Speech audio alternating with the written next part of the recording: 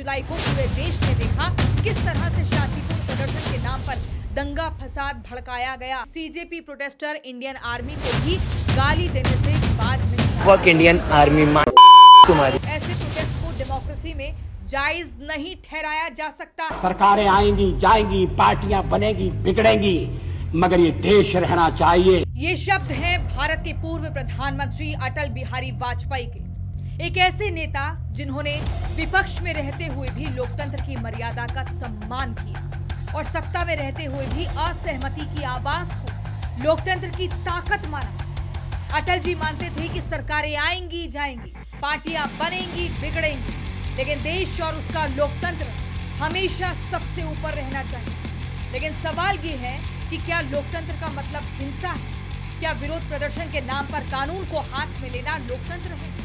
दोस्तों, एक दिन पहले मैंने सीजेपी प्रोटेस्ट में हुई हिंसा को लेकर एक रील डाली, जिसके बाद कमेंट बॉक्स में बहुत से लोगों ने इस बात पर नाराजगी जताई और कहा कि मैं सरकार की साइड ले रही हूँ, स्टूडेंट्स की नहीं। आपने तो मैडम एक तरफ की स्टोरी दिखाई बस कि स्टूडेंट्स ने पुलिस वालों के सिर फोड़ दिए, पत्थरबाजी की, लेकिन उन पुलिस वालों के लिए आपने कुछ नहीं कहा जो स्टूडेंट्स पर लाठियां बरसा रहे थे। अब सुनिए मैंने क्यों कहा अपनी वीडियो में कि क्या छात्र ऐसे होते हैं, दंगाइयों का इलाज होना चाहिए। बल्कि सुनिए क्या, ये वीडियो एविडेंस आप देख लीजिए। शुरुआत कैसे हुई थी इस हिंसक बवाल की, क्यों पुलिस को लाठी चार्ज करना पड़ा। वीडियो में देखिए कैसे भीड़ ने अपनी ड्यूटी कर रहे आरएएफ जवान को घेरा, उसके साथ धक्का मुक्की की, आरएएफ जवान की लिंचिंग की कोशिश की। हालात आउट ऑफ कंट्रोल होते देख पुलिस को मजबूरी में डंडे बरसाने पड़े और यहीं से सीजेपी प्रोटेस्ट ने हिंसक मोड़ ले लिया। अब चलिए फिर भी मान लेते हैं कि पुलिस ने स्टूडेंट्स के साथ ब्रूटैलिटी की, चलिए ठीक है, लेकिन ये क्या है?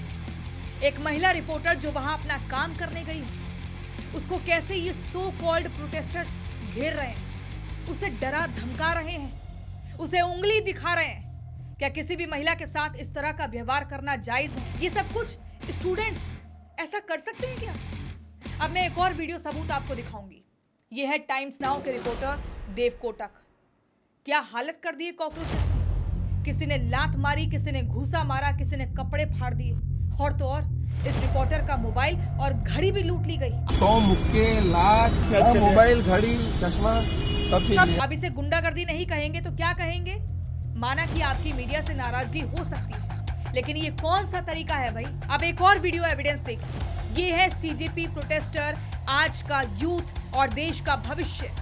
खुलेआम ये लड़की कह रही है कि पीएम मोदी को गोली मार दो। मैं तो चाहती हूँ मोदी को भी गोली मार दो, सही में मैं तो मार भी दूं। फिर एक और कॉकरोच का बयान सुन लीजिए। इंडियन आर्मी जिसका इस प्रोटेस्ट से कोई लेना देना भी नहीं था, लेकिन सीजेपी प्रोटेस्टर इंडियन आर्मी को भी गाली देने से बाज नहीं आए। फक इंडियन आर्मी तुम्हारी। ये वही इंडियन आर्मी है जो आपकी और हमारी जान के दुश्मनों से रक्षा करती है बिना अपनी जान की परवाह किए। और चलिए, मैं तो कह रही हूँ कि सीजेपी को दर्द हुआ ना जब स्टूडेंट्स पर पुलिस लाठियां बरसा रही थी।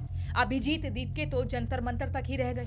और रही बात सीजेपी प्रवक्ता विजेता दहिया, उस टाइम वो बर्गर का स्वाद चख रहे थे, स्टूडेंट्स के साथ कंधे से कंधा मिलाकर नहीं चल रहे थे। तो सीजेपी की लड़ाई भले ही युवाओं के मुद्दों को लेकर क्यों ना शुरू हुई हो, नीट पेपर लीक के खिलाफ हो, लेकिन 20 जुलाई को पूरे देश ने देखा किस तरह से शांतिपूर्ण प्रदर्शन के नाम पर दंगा फसाद भड़काया गया, हुड़दंग मचाया गया, कानून को अपने हाथों में लिया गया, पब्लिक प्रॉपर्टी को नुकसान पहुंचाया गया। ऐसे प्रोटेस्ट को डेमोक्रेसी में जायज नहीं ठहराया जा सकता है। और रुकिए, मैं तो कहती हूँ ये प्रोटेस्ट एंटी नेशनल नहीं, एंटी हिंदू भी था, और इस बात का भी मैं आपको प्रूफ दिखाऊंगी। घबराइए मत। लेकिन आगे की वीडियो देखने से पहले मैं आपको अटल बिहारी वाजपेयी जी का एक और बयान सुनाना चाहती हूँ। अटल जी राजनीति के बड़े खिलाड़ी थे, विरोध की राजनीति को भी समझते थे, लेकिन उन्होंने एक बात बहुत साफ कही थी। बीजेपी से आपको लड़ना है एक दिन, मगर राम से मत लड़िए। अब जरा सोचिए, जिस देश में भगवान राम करोड़ों लोगों की आस्था है, वहां अगर किसी आंदोलन के मंच से सनातन विरोधी नारे लगाए जाए, हिंदू पहचान का मजाक उड़ाया जाए और धार्मिक भावनाओं को निशाना बनाया जाए, तो सवाल उठना लाजमी है कि ये छात्र आंदोलन था या किसी और एजेंडे को आगे बढ़ाने की कोशिश। सीजेपी के मंच से हिंदू विरोधी एजेंडा सेट किया गया। मैं आपको नारों की लिस्ट बताऊं, क्या क्या नारेबाजी हुई है सीजेपी के प्रोटेस्ट में। सीता के पति का नाम ले लेके ये सब वीडियो से आरएसएस मुर्दाबाद, ब्राह्मण मुर्दाबाद,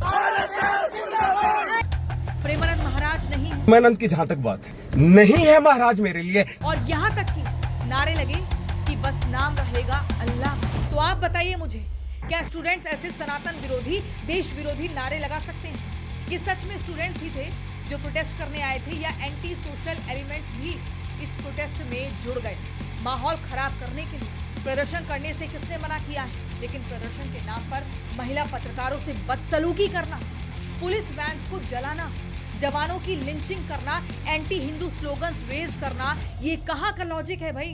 और चलिए एक सवाल मेरा विपक्ष से भी, सवाल है मेरा अरविंद केजरीवाल और राहुल गांधी से। ठीक है, मान लिया मैंने कि आपको बच्चों की सचमुच में बहुत चिंता है, तो पंजाब में प्रदर्शन कर रहे स्टूडेंट्स पर लाठीचार्ज क्यों किया? केरल में प्रदर्शन कर रहे नीट स्टूडेंट्स पर वाटर कैनन का यूज क्यों किया? ये दोगली राजनीति क्यों? अपने राज्यों में क्यों सख्ती कर रहे हैं आप स्टूडेंट्स पर? अगर आपको सिर्फ पुलिस की लाठी दिखाई देती है, लेकिन उससे पहले जवान के फूटे सिर, महिला पत्रकार की आंखों का डर, रिपोर्टर के फटे कपड़े, खुलेआम प्रधानमंत्री को गोली मारने की धमकी, सेना के खिलाफ गालियां और सनातन विरोधी नारे दिखाई नहीं देते, तो फिर आपको इंसाफ नहीं, सिर्फ अपना नैरेटिव चाहिए। याद रखिए, लोकतंत्र प्रदर्शन की आजादी देता है, दंगा करने का लाइसेंस नहीं।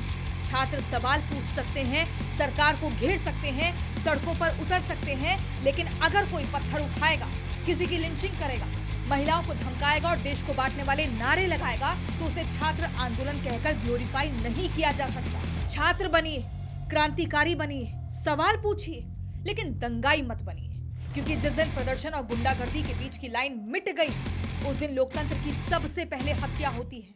अब आप बताइए मुझे कि मैं कहाँ गलत हूं? क्या आप अभी भी सीजेपी के प्रोटेस्ट करने के तरीके को ठीक मानते हैं? बताइएगा जरूर।